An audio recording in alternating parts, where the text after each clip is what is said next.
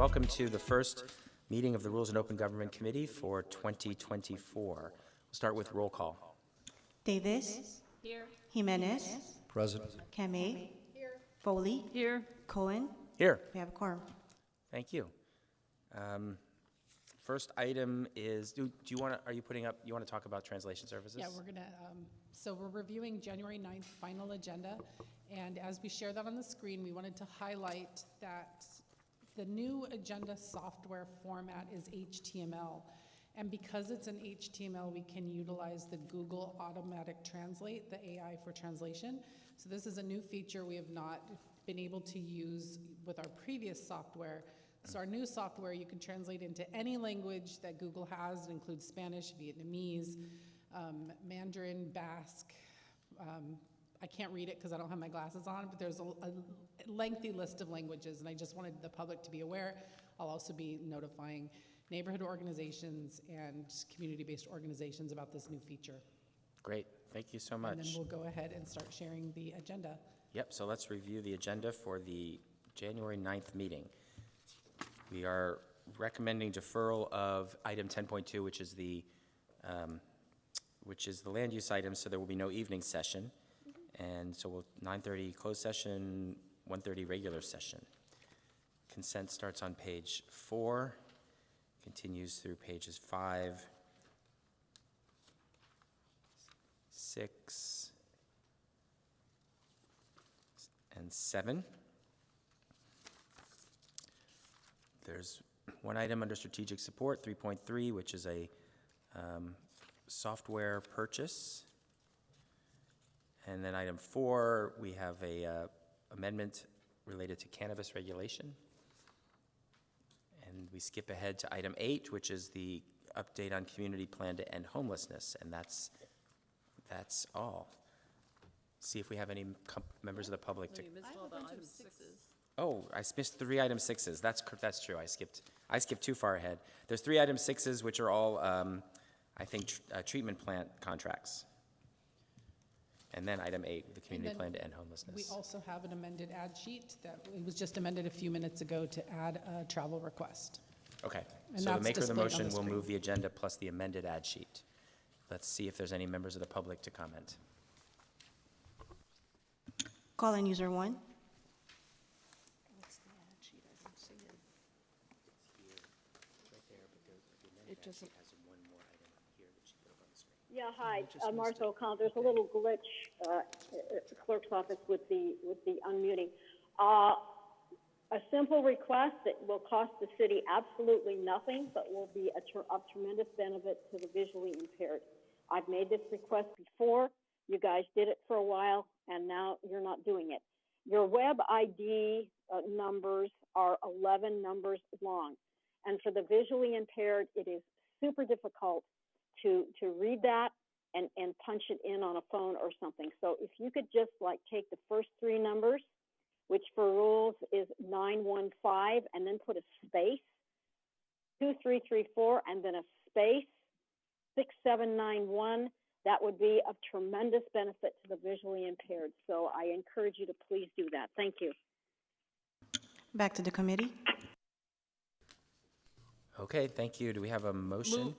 Move approval with the cancellation of the evening session and the 2 ad items. Second. All right, there's a motion and a second. I assume there's no comment from the committee, so let's move to a vote. All right, motion carries 5-0. We have no meeting on January 16th, so we'll move ahead to our consent calendar, and let's go to public comment. John.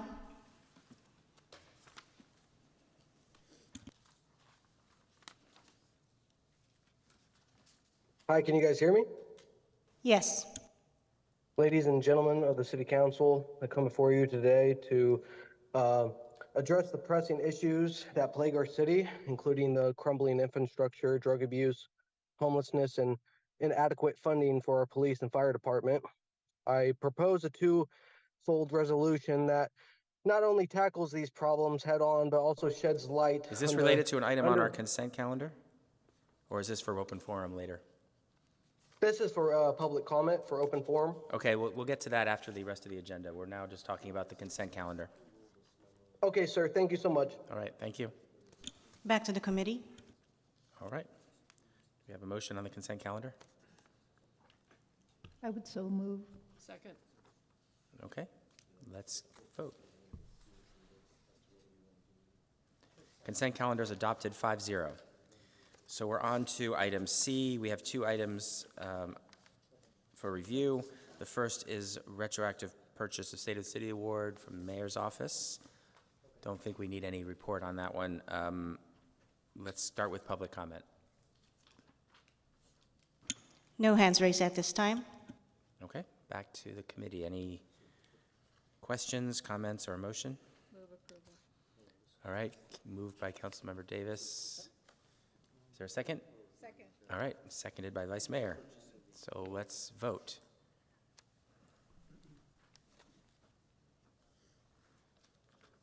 All right, motion carries 5-0.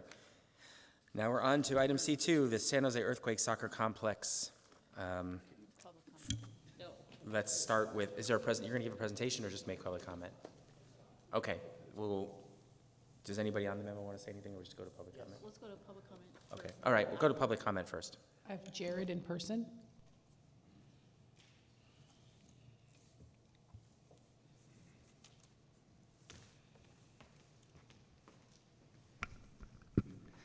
Hi, council members. My name is Jared Shawley. I'm the president of the San Jose Earthquakes.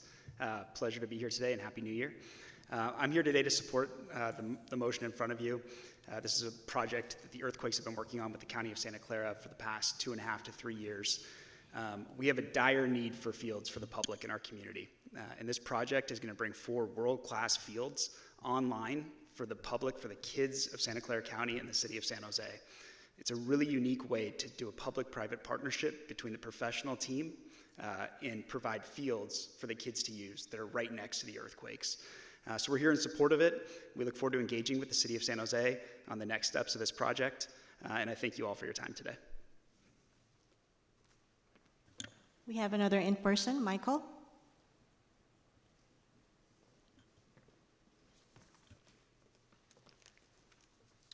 Hello, Chair Cohen, Vice Chair Foley, and members of the Rules Committee. My name is Michael Omeo, and I am Mayor Matt Mahan, Senior Land Use and Economic Development Policy Advisor.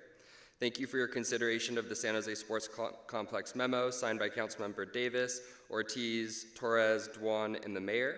This partnership between the Quakes, County, and City has the potential to be very exciting for our residents. To us, this marks the beginning of a conversation between the 3 stakeholders. We could end up seeing the development of a wonderful sports complex that would potentially be used by, of course, the Quakes, Bay FC, other national teams that will be in the city of San Jose during the FIFA World Cup in just a couple years, and of course, thousands of youth soccer players for use at the complex. We look forward to tracking the conversations between the CMO, Quakes, and County, and we humbly ask for your support. I'd like to give a special shout out to Councilmember Deb Davis, her Chief of Staff Marianne Groen, and Councilmember Bien Dwan and his Chief of Staff Jonathan Fleming for all their support getting us to this moment. And with that, I humbly ask for your support. Thank you. Back to the committee. All right, do you want to first, Rob, give us any city update on this analysis on this item? Yes, sure. Thank you. So on this one, there isn't an early consideration form, but we do have this listed as green and to be handled through the budget process. Okay.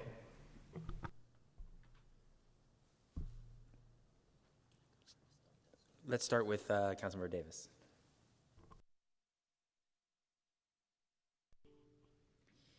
Thank you.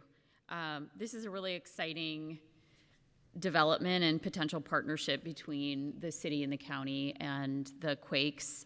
It will provide some development for the fairgrounds, which has been long awaited, as well as the potential for San Jose to get some tournaments, soccer tournaments here, which of course helps our economic development. And I'm sure, as you all know, we will be in part hosting the World Cup in 2026, and having more fields here means that we will have more economic activity here. And so I think this is a really exciting way to not only provide more fields for the kids, which is a dire need here, but also more economic activity here in the city of San Jose. So with that, I will move our memo. Is there a second? I'll second it. I do have some questions, Okay. but I'll second it. All right, Councilmember Jimenez. Yeah, thank you. Jared, would you mind coming down, please, just to, I have a few questions, and I have to admit, as you're walking down, I've seen some of this play out in the media. I don't know much about the project or can you give us just a brief sort of overview of what the earthquakes in the county and hopefully in partnership with the city expect to build out there and what it's going to look like? Yeah, so it's on a high level, it's a 30-acre development. It'll feature 4 fields for the earthquakes, for our academy, our first team, and our second team to use, a team building for the earthquakes to train out of every day, and then 4 public soccer fields that are adjacent to the earthquakes professional fields. So in all, it'll be 30 acres in total. 8 fields? I'm sorry, Is it 8 fields, okay. yeah. 4 for the earthquakes and 4 for the public.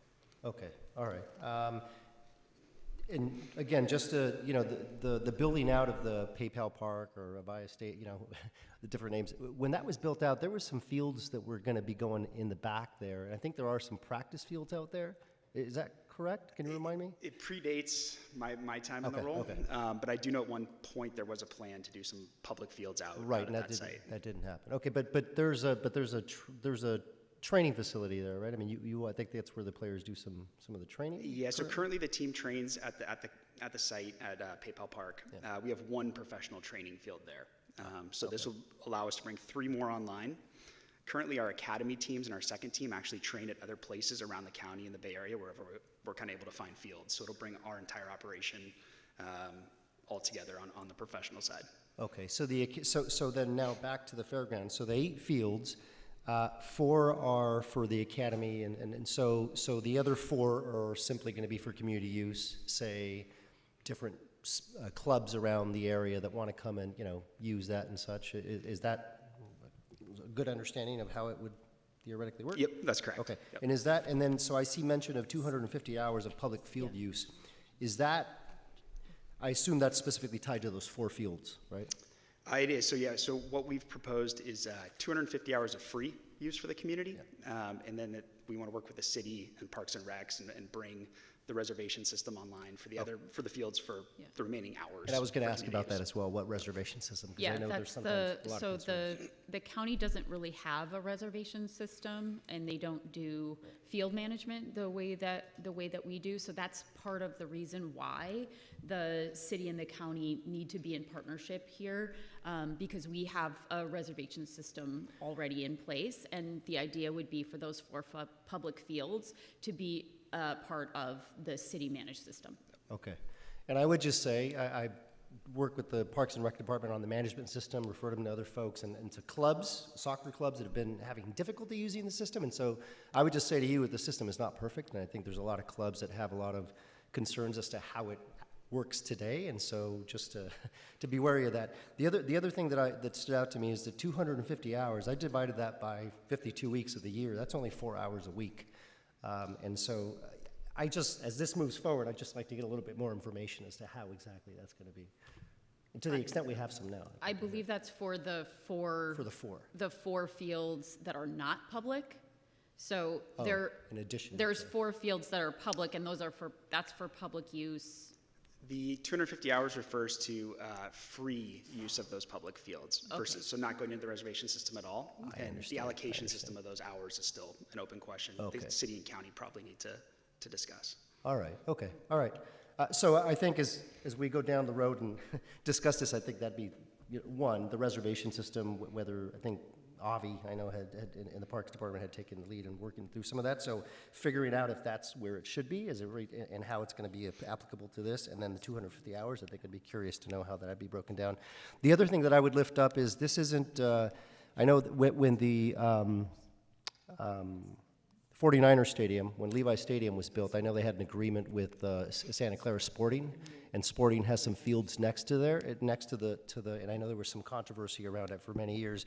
I'd be curious to understand how that agreement is how that sort of developed, where the current agreement is, to see if there's any takeaways we can take away from that and apply to the framework to the extent possible. I know it's obviously a little different, but I'd be interested in knowing that, and I'm going to reach out to my colleagues in Santa Clara to figure out how some of that works and the usage and stuff. But I think it's a wonderful thing. It's a good thing, and very much supportive of it. Obviously, seconded. I used to be part of the Sports Authority. Appreciate everything the Earthquakes do and your continued investment in the city. And so I look forward to getting more information, but seeing how this shakes out. Thank you. Appreciate it. All right, Vice Mayor Kamei. Thank you. I guess you can come back down.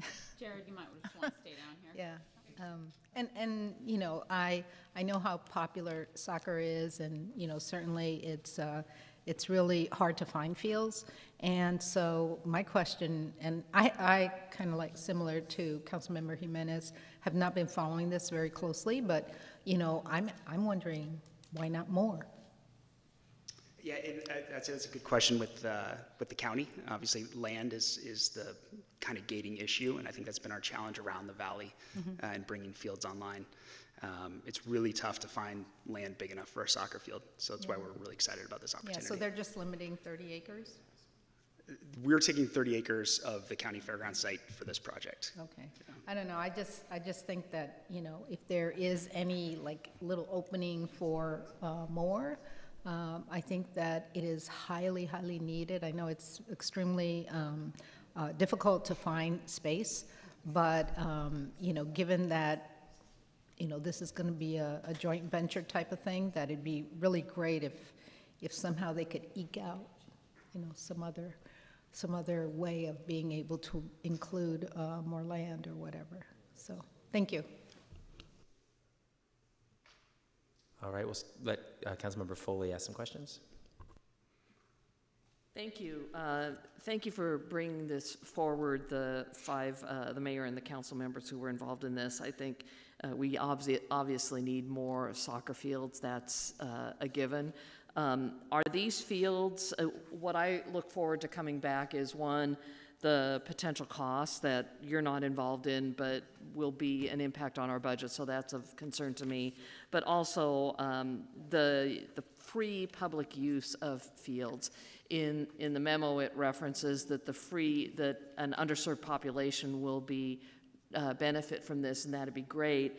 But as my colleagues indicated, 250 hours a year isn't a lot for an underserved population. So I would hope that we could consider expanding that. And the final question, and so I look for all of the details as they unfold. I know this is just a memo and just a concept right now in which I want to see it go forward.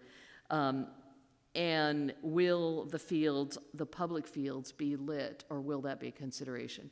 And have you considered adding pickleball to the fields as well? I don't know about the pickleball, but we'll take that one back. I like that. Have to ask. Yes, considered right now, the fields would be lit and be turf. Those are two really important things for municipalities to consider when they're doing fields, because it maximizes usage and allows for the most usage over the course of the year. Artificial turf. Yeah, artificial turf, yeah.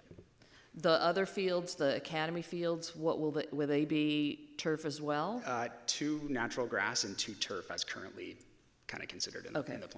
Okay, very good. I'm just getting into this particular issue right now too, so I look forward for more details. Thank you. All right, Councilmember Davis.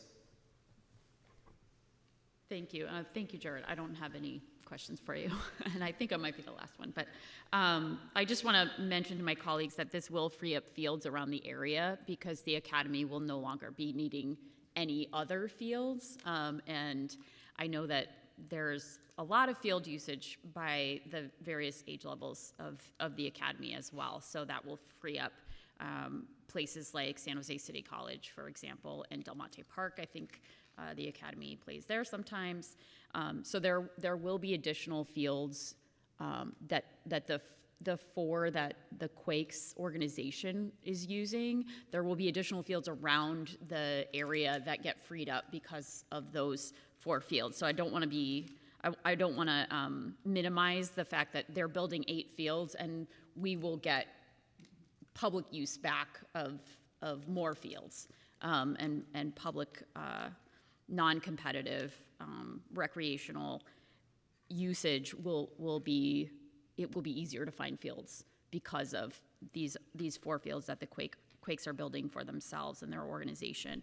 I did want to ask Rob, so the way that there was no early consideration form for this that I saw, I did want to ask, will this come to the council so that we can formally, as a council, direct the negotiations before it comes through the budget process? Because it sounds like my colleagues are not well versed in the particulars of this proposed development and what we're actually negotiating.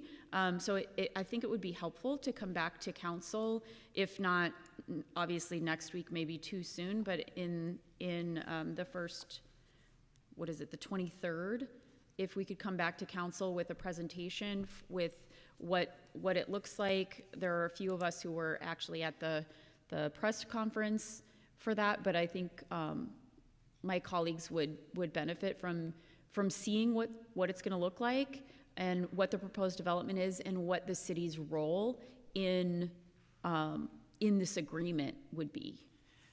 Yes, Councilmember. So the 16th is MLK. I think it's the 23rd. So 23rd is the next meeting after that. If you don't mind, let us work on agendizing that with you. Okay. Our plan was to actually pull it through the budget process and get your feedback through that.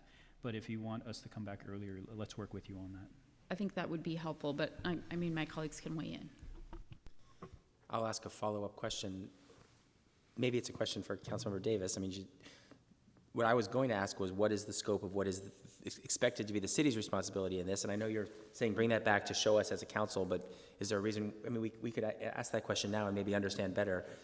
Is this a cost sharing for construction? Is it mainly about the management of the fields and operation of the fields? What is the crux of what is being negotiated with this on the city's behalf? Yeah, so there's a few things, and Jared, please feel free to chime in if I'm missing something, but there's the management of the fields, which has to be part of the agreement. There's also some, I think, upgrades to traffic that have to be part of the roads there that have to be part of the agreement. So I think those are the 2 main items, and they are in fact budget items, and I know that the budget office and the city manager's office are already trying to figure out how that's all going to work, but a lot of it's going to come from DOT, I believe.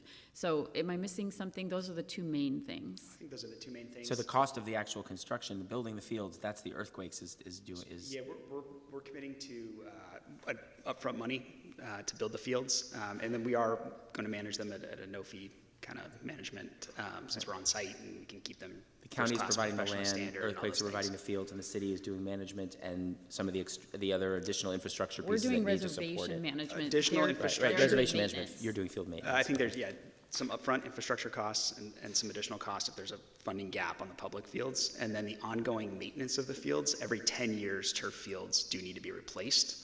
And so that's got to factor into the discussions that are happening. So you're saying that there will be a gap in funding just to construct them, and that's part of the negotiation that's going forward, is filling We that gap? estimate it's around $6 million right now, but that'd be part of the discussion to have. Okay. And then the other question I was going to ask was about timeline. So there was mention of 2026 for World Cup. We expect this, once this gets approved and moves forward, the construction can be pretty rapid? Or what is the timeline? Construction timeframe is about 11 months. So with the 2025 timeline to have the fields open? Yeah. Okay. Thank you. Councilmember Jimenez. Yeah, I was just simply going to say I appreciate bringing it forward at some point. So what I would hate to have happen is this move forward further along in the budget process, and then there's more questions and answers, and then it just sort of stalls, if you will. So I think it'd be better to get some of those out prior to that, so that way it can inform the conversation. The other thing I just lift up for my colleagues is one of the challenges I recall in conversations with Avi and some soccer clubs in the city is that there's some fields, the reservation system isn't perfect, but there's some fields that are used by clubs outside of San Jose.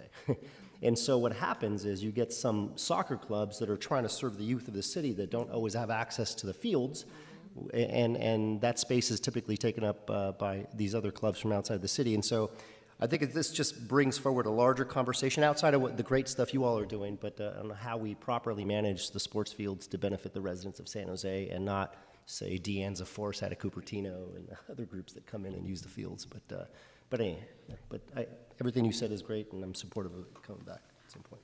Councilmember Jimenez, if you would like to work together on a memo that might need to come through NSE on that topic, I'd be happy to work with your office on that. Yeah, let's talk offline about it. Okay. All right. Vice Chair Foley, did you want to say anything more? I see your mic on.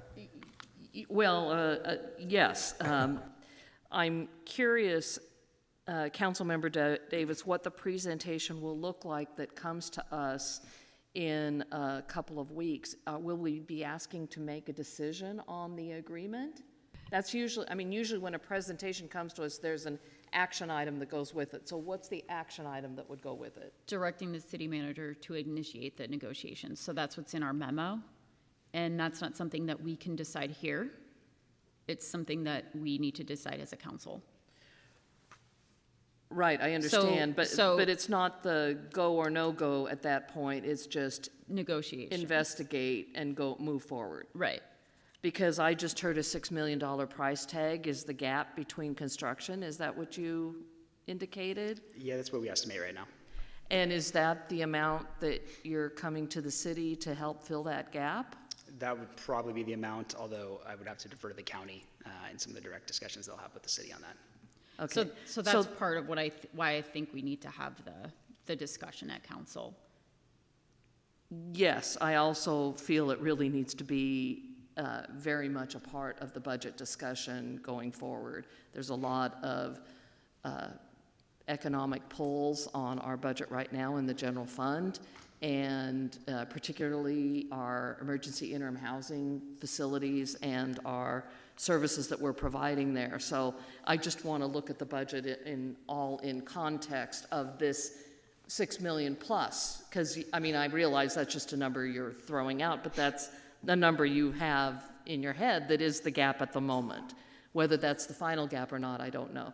So, all right, well, I look forward to a further discussion in more detail about it when it comes to council. Thank you. And I guess just to clarify then the motion, so there's a multi-step process here. One is to come back to council to direct the city manager to initiate the negotiations, and I think it sounds like you've amended your motion to say as at the earliest possible council date, which might be the 23rd, but we'll see how it fits into the schedule. And then that would start a process in which we would figure out what the city manager would negotiate that, and then I would have to come back through the budget process about allocating budget and potentially even for a specific action item on agreeing to some contract that comes out of that. So this is just the first of several steps along the process. Right. Okay. Unless there's another, did you want to make a comment, Rob? Sorry. Just to confirm then, so there's a two-step process. One will work with council, the administration will, on the details and a date. And number two is we're still shaping for a decision through the budget process because of the resource requirement. Okay. Yes. All right. If there's no other comment, we will move to a vote on this item. All right. That motion carries 5-0. I look forward to further discussions on that item. And that brings us to open forum. No hands raised. Okay. I thought we had one member who wanted to defer his comment, but if his hand's not up, then we will adjourn our meeting at 2:29 p.m. Thank you, everyone.